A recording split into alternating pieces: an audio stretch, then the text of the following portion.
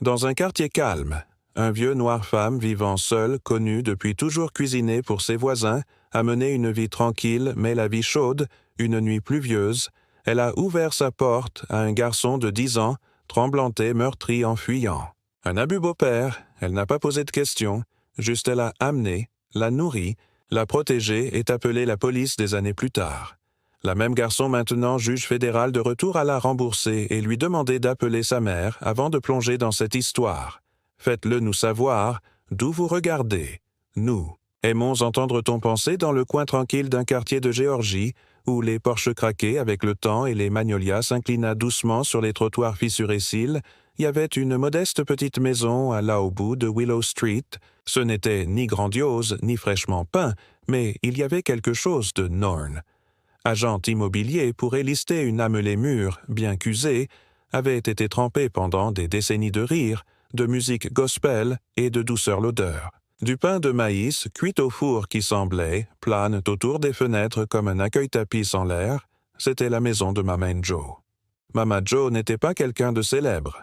Elle n'avait pas de diplôme sur son mur, ni sur son disque quelque chose de plus récent que sa Ford patinée pick-up, qui sifflait les matins froids, mais tout le monde sur Willow Street, et au-delà la connaissait, certains l'appelaient la Sainte, du porche d'autres l'appelaient simplement Maman. Elle avait une façon dont elle est le genre qui vous a fait avoir l'impression d'appartenir même si vous l'étiez je passais juste par là. Maman Joe avait 50 ans vieille, même si tu ne l'entendrais jamais le dire à haute voix. L'âge était quelque chose qu'elle ne portait pas comme un fardeau, mais comme une vieille courte pointe décolorée par, endroit patché avec de la mémoire. Mais toujours chaleureuse et belle, elle vivait seule. Passe par malheur, mais par choix tranquille, son mari était décédé il y a des décennies, et elle et l'enfant étaient dispersés dans différents états-sept les villes liées aux emplois, aux familles et de vie propres. Mais Mama Joe n'a jamais laissé la solitude trouver un endroit où s'asseoir sa maison. Sa table était toujours dressée pour plus d'un étranger est devenu. Les voisins sont devenus une famille. Et la famille, aussi elle n'a jamais vraiment lâché sa famille ce jour-là, avait été comme tous les autres une lumière dorée se répandait sur son jardin nu. Les tomates grimpaient aux clôtures, et le verre, à collier, ont atteint le ciel. Elle fredonnait un hymne en remuant un pot de gombo épais et parfumé à chaque mouvement sa main. Un rituel silencieux d'amour là. Radio crépitait dans le coin joué Louis Armstrong à moitié statique. Mais elle aimait ça comme ça. Elle bougeait. Lentement, maintenant l'âge avait pris sa part, mais elle battement de cœur aussi jeune et féroce que lui qu'était le genre de soirée là où rien ne semblait urgent, les enfants roulaient. Les lumières du porche de la maison des vélos clignotaient comme des lucioles qui se réveillent, et quelque part, un chien a aboyé une fois, puis a calmé sa mère, Joe. Venait de sortir une poêle de pain de maïs sortie du four, sa croûte, à brun, doré parfait. Quand elle l'a entendu, son doux hésitant, à peine plus qu'un murmure de coups, elle s'arrêta peu de temps, le janson venu si tard qu'elle s'est essuyée. Main sur son tablier, le cœur ne bat pas la chamade mais consciente du type de conscience que seules les femmes comme Mama Joe comprenaient ceux, qui j'en ai vu assez pour savoir que parfois les ennuis ne criaient pas parfois, c'est à peine elle respira et ouvrit la porte et tout ce qu'elle pensait savoir.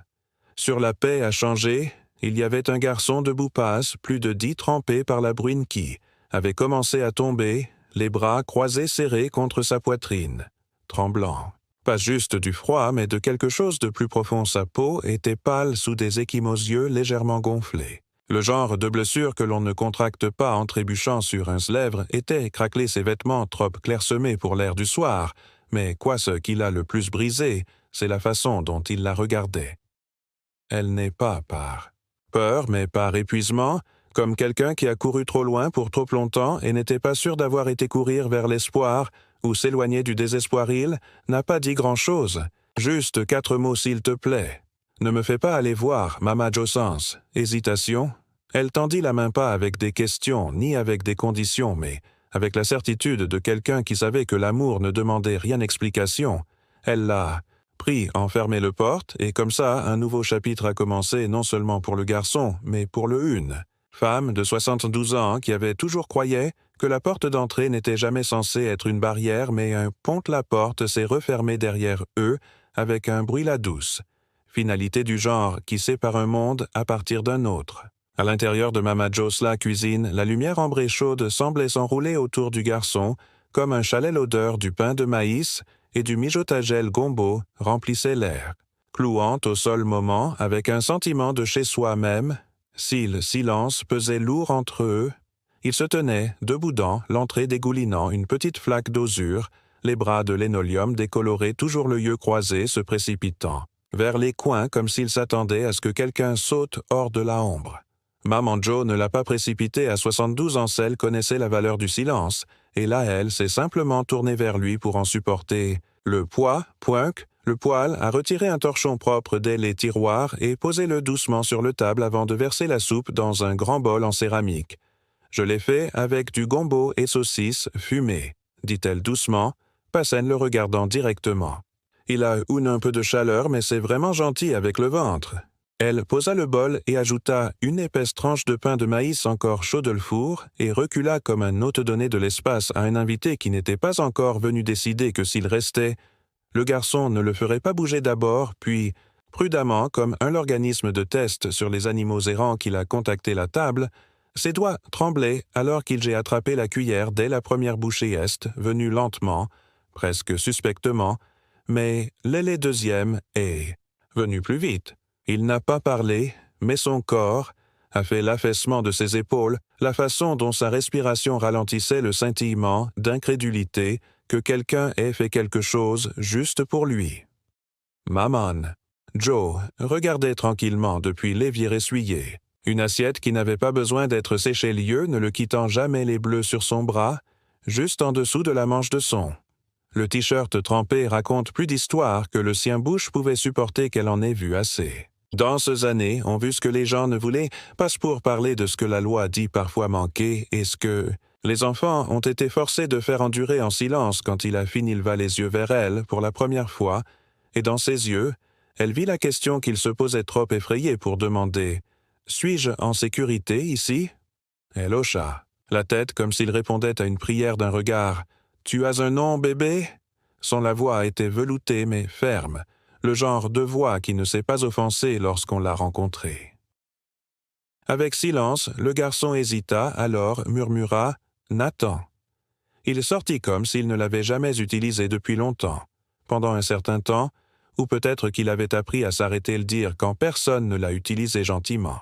« Maman », Jo l'a répété comme si c'était le cas sacré « Nathan », dit-elle en souriant doucement. « C'est un nom fort comme racine. » Il hocha la tête une fois les yeux clignotant, voix basse à peine audible. « S'il vous plaît, ne le faites. »« Pas ? N'appelle personne. Je serai bon. Je ne peux tout simplement pas. Retourne. » Et là, c'était la supplication sous le silence, la terreur enveloppée dans l'obéissance.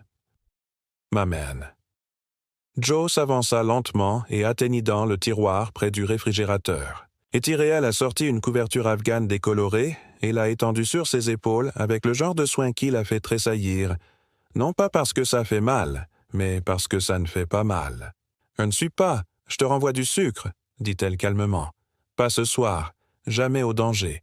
Mais je le fais, je dois appeler quelqu'un qui peut vous aider de la bonne manière. Vous êtes en sécurité ici jusque-là, tu m'entends ?» Sa lèvre tremblait à ce moment-là et pour la première fois, une larme a glissé sur sa joue et n'est pas tombée avec un sanglot. Il roula silencieusement, comme elle attendait la permission. Maman Jo lui prit doucement la joue avec son pouce essuyant. La larme, avec tout le révérence d'une mère qui borde son enfant, elle l'a laissé à table et entrer dans la pièce voisine en ramassant le téléphone à cadran qui cliquait à chaque fois tourna le cadran. Sa voix était stable. Comme elle a donné son nom et son adresse à la police locale, envoie un message demandant « Non », ordonnant qu'un officier formé à la protection de l'enfance répond et qu'aucune uniforme ou lumière clignotante perturbait l'enfant qui venait juste de commencer à respirer et, encore une fois, au moment où elle est revenue, Nathan était recroquevillé sur son canapé, enveloppé dans l'Ifghan, le bol de soupe vide, au repos soigneusement sur la table basse à côté de l'huile. Somnole déjà du genre de sommeil qui n'arrive qu'après une longue et dure peur. Maman Jo était assise à côté de lui, sans dire un mot, morte. Une main posée légèrement sur la sienne, assumait sa présence, Une promesse silencieuse, elle, savait que le système ne comprenait pas toujours ses vrais. Mais jusqu'à ce que le matin arrive, et quelqu'un l'a frappée avec des réponses qu'elle donnerait tient la nuit, comme un bouclier autour de sa garçon. Et assure-toi, pour une fois dans sa vieille, n'était pas seule. Les heures passaient, tranquillement, enveloppées dans le doux tic-tac de la vieille horloge murale et l'occasionnel gémissement du vent frôlant le fenêtre dehors, la pluie s'était ralentie, jusqu'à devenir un murmurel genre qui a à peine embrassé le porche d'espa, mais l'air était lourd de souvenirs sales intérieurs. Mama Jo n'a pas dormi. Elle était assise sur son fauteuil usé en face du canapé, un châle tricoté drapé sur l'épaule, mains jointes sur ses genoux. Les yeux n'ont jamais quitté Nathan. Il y a quelque chose de sacré dans le fait de veiller sur quelqu'un qui ne savait pas encore comment demander pour se protéger. Elle l'avait déjà fait auparavant, nourri et gardé trop de chiens brisés morceaux dans sa vie, mais ce garçon, seul garçon, était entré avec un silence qui criait et un silence qui tremblait sous chaque souffle à l'aube lorsque l'est la lumière. Pressée doucement à travers la dentelle rideau, elle a finalement entendu le coup péter ferme, pas agressive, et quand elle a ouvert la porte, c'était exactement comme elle l'avait fait demander. Pas de sirène, pas d'uniforme, pas d'inondation lumière. Une femme se tenait là, au milieu de la quarantaine, peut-être cheveux tirés en arrière, presse-papier à la main, yeux calmes mais alertes. Son nom était Madame Raymond Dung, travailleur social du ministère de Services à la famille et à l'enfance. Elle a parlé à voix basse, les respectueux, et Maman Jo appréciait que Nathan soit toujours s'endormi. Sur le canapé, recroquevillés dans le couverture comme si c'était un cocon dans lequel ils étaient assis la cuisine, juste hors de portée de voix, en train de boire café faible et partage de dures vérités, Maman Jo a décrit les ecchymoses et la peur dans le dieu du garçon. La façon dont il tressaillait gentillesse, Madame Raymond hocha lentement la tête prendre des notes avec un crayon mécanique qui la grattait doucement. Presse, papier, il a couru avant qu'elle murmure plus pour elle-même que pour quiconque.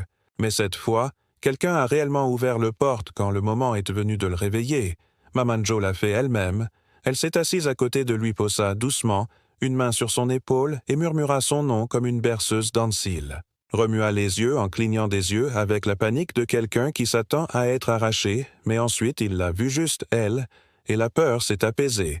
Pas partie, mais Nathan bébé. Et dit-elle doucement, il y a une gentille dame ici qui veut aider moi. Elle ne va pas te faire de mal, mais nous. Il faut parler de ce qui va se passer ensuite. Il s'assit lentement, les bras serrés dans ses bras, autour de ses genoux. Il ne regardait pas Madame Raymond, juste à Mama Jo. Dois-je laisser la question n'a pas été posée, avec la rébellion était silencieuse et vaincue comme lui, je connaissais déjà la réponse et je me préparais pour le plaisir. Maman Jo a pris son petite main dans la sienne, son pouce traçant des cercles lents sur ses articulations. Pas maintenant, et non là d'où tu viens, ça n'arrivera plus jamais. Tu entends moi, Madame Raymond. Nous nous sommes agenouillés à côté. Ton professionnel, mais teinté de vraie chaleur Nathan, nous allons trouver un endroit sur place pour toi. Un foyer d'accueil où tu es prise en charge, mais pour les prochains jours, si tout va bien avec Miss Joséphine, tu peux rester ici pendant nous travaillons sur les détails. Maman Joanna pas bronchée à l'utilisation de son prénom. Elle hocha fermement la tête une fois. Il y a déjà de la place, dit-elle, même si Elège ne l'avait pas nettoyé depuis des années. Il appartenait autrefois à son neveu, mais le lit était toujours là et la courte pointe toujours frais avec du savon à la lavande. Et j'ai eu course suffisante pour une semaine. Je n'en ai pas besoin, pas de chèque du gouvernement. Il suffit de savoir il ne retournera pas en enfer.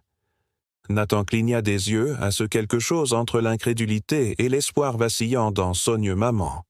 Joe l'a aidé à se lever du canapé, conduisit à la chambre d'amis avec son doux murs jaune et affiche. De baseball de la V7 lui a dit qu'il pouvait déballer son cœur ici un morceau à la fois plus tard que matin.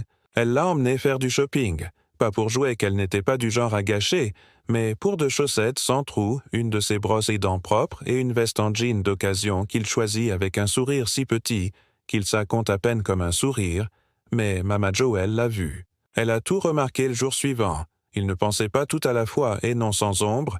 Il avait cauchemar, serré ses poings, quand le Jean marchait trop vite, et parfois j'ai oublié de parler du tout, mais à chaque fois, Mama Jo, l'a fauché était là pour tenir le bord jusqu'à ce qu'il puisse être à nouveau entier. Elle lui a appris à remuer, rue sans comment écosser des pois, avec patience et savoir lire la météo, par la façon dont le vent bruissait à travers les arbres. En retour, il a commencé à ne plus faire confiance avec des mots mais avec des actes comme « il le ferait mettre la table sans qu'on le lui demande » ou la façon dont il appuyait légèrement sa tête contre son épaule pendant l'heure de l'Évangile sur les dimanches après-midi, et quand Madame Raymond d'Est, revenue une semaine plus tard, avec des nouvelles d'un placement en famille d'accueil disponible, Nathan n'a pas pleuré, mais ses mains tremblaient alors qu'il faisait ses bagages. Des choses, quelques vêtements, un livre Mama Jo Louis a donné, et le petit carnet qu'elle cachait sous son oreiller le premier page dans son écriture soignée et bouclée elle, avait écrit « Tu es vu, tu es sûr, tu es quelqu'un ». Il se tenait prêt, du sac à dos de porte en bandoulière le yeux sur les marches du porche. « Est-ce que je te verrai, encore ?» demanda-t-il, et Mama Jo, 72 ans fort, et toujours invaincu par le temps tendit la main et prit sa joue en coupe. « Toi bébé, je serai là, et toi reviens quand tu seras prêt. Cette porte ne te ferme pas sur les gens qui ont besoin d'amour, hocha la tête, les lèvres serrées, et suivit Adam Raymond en bas de l'allée.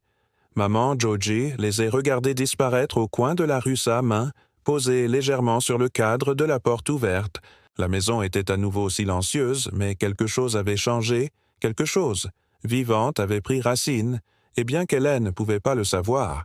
Alors, la graine qu'elle implantait dans ce garçon à travers la soupe, est le silence, et le simple fait de le voir, grandissait déjà en cherchant quelque chose de bien, au-delà de Willow Street, jours, qui ont suivi le départ de Nathan étiré longtemps et lentement, comme le temps se produit lorsque quelque chose de cher a été pris mais pas vraiment. Perdu. Maman Jo est revenue à cette routine tôt le matin avec le Gospel Biscuits radio au four par 7 Anderson Jardin l'après-midi. Mais le lait calme à l'intérieur de sa maison avait changé. Ce n'était pas exactement de la solitude, avait vécu, seul pendant des années. Mais maintenant, les silences résonnaient de souvenirs d'enfants des pas qui résonnent doucement sur le bois. D'Ursol, le bruit de l'argenterie qui s'entrechoque doucement dans un bol. Le faible murmure d'un garçon essayant de lire à haute voix pendant ce temps-là. Nat en chemin tourné vers une route bordée de l'incertitude quant à la sécurité du foyer d'accueil haut, moins en surface des vêtements propres de repas réguliers, une chambre à lui, mais rien n'avait le même goût que le gombo de Mama Jo, et personne n'a prononcé son nom avec doucerelle, avait ses nouveaux tuteurs, étaient gentils mais lointains, faisant de leur mieux, à travers l'épais brouillard du système scolaire était pireille, était souvent seul et silencieux. D'autres enfants se moquaient. De son silence, elle a mal compris comme de l'arrogance ou maladresse. Il lisait ses mots à chaque matin avant la rentrée, traçage des doigts à l'encre comme si c'était une écriture sainte. Tu es vu que tu es en sécurité. Tu es quelqu'un qu'une seule page est devenue sa boussole. Elle ne l'a pas fait réparer tout, pas du premier coup, mais l'a stabilisé au collège. Il a rejoint l'équipe de débat, se surprend même lui-même. A découvert que les mots pouvaient être une armure logique, une sorte d'épée au lycée. Il a remporté des concours d'État et a obtenu son diplôme en tête de sa classe. Grâce à une bourse, il a marché à l'université déterminé non seulement à réussir, mais de construire quelque chose de plus grand que lui-même. Les années passèrent, comme des chapitres dans un livre usé. Nathan a continué à stage en faculté de droit sous une direction respectée juge bénévole pour la défense des jeunes programmes portant en lui le sacré devoir de protection. Il n'en avait toujours pas parents enregistrés, aucun héritage transmis par le sang, mais il portait celui de Mama Jo Desmo comme héritage pour la vie de Mama Jo Ralenti. Avec grâce, ses mains devinrent en ce passant plus raides, plus délibérées, mais son feu ne s'est jamais éteint. Les enfants restent frappés à sa porte pour des friandises du dimanche-lit adolescent, lui demandaient encore conseil quand le monde à l'extérieur de leur fenêtre tournait au ciel, n'a jamais verrouillé sa porte une seule fois, n'a jamais cessé d'écouter. Elle n'a jamais une fois arrêté de croire qu'un acte de la miséricorde pourrait changer tout l'arc d'une la vie de la personne, et même si elle ne le savait pas, elle n'est pas encore pleinement ni clairement exprimée elle. Non était déjà prononcé. À certains endroits, celle n'aurait jamais imaginé dans les salles de classe et salles d'audience murmurer dans des histoires et discours d'un homme à qui elle avait autrefois donné de la soupette enveloppée dans un afghan. Maman Joe avait cru en lui avant qu'il ne sache comment croire en lui-même, et ce genre d'une croyance une fois plantée ne se développe pas simplement fleuri en héritage.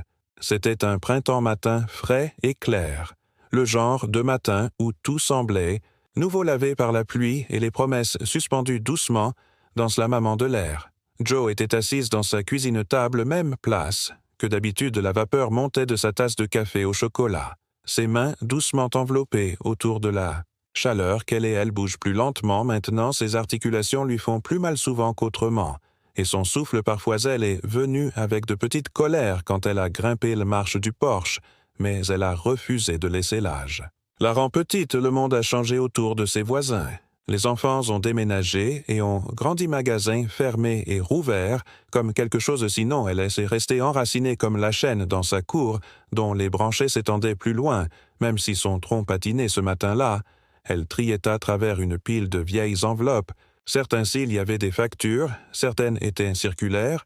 Elle jamais lue, mais une a attiré son attention, une enveloppe épaisse de couleur crème, sans adresse de retour, avec juste son nom, écrit la même écriture propre qu'elle n'avait pas vue.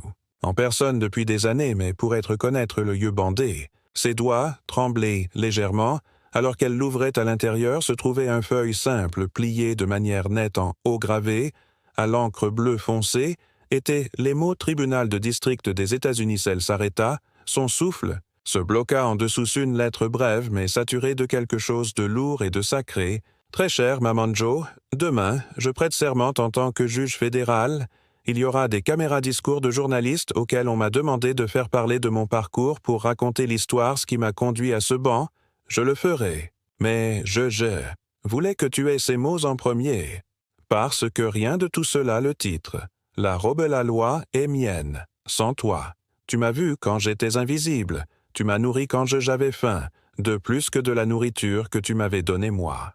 Un nom qui mérite d'être répondu à vous êtes les raisons pour laquelle je me tiens là où je ne suis pas en tant que survivant, mais en tant qu'homme qui appartient et demain, quand ils me demanderont qui m'a aidé construire moi, je dirai ton nom à voix haute pour que le monde le sache aussi.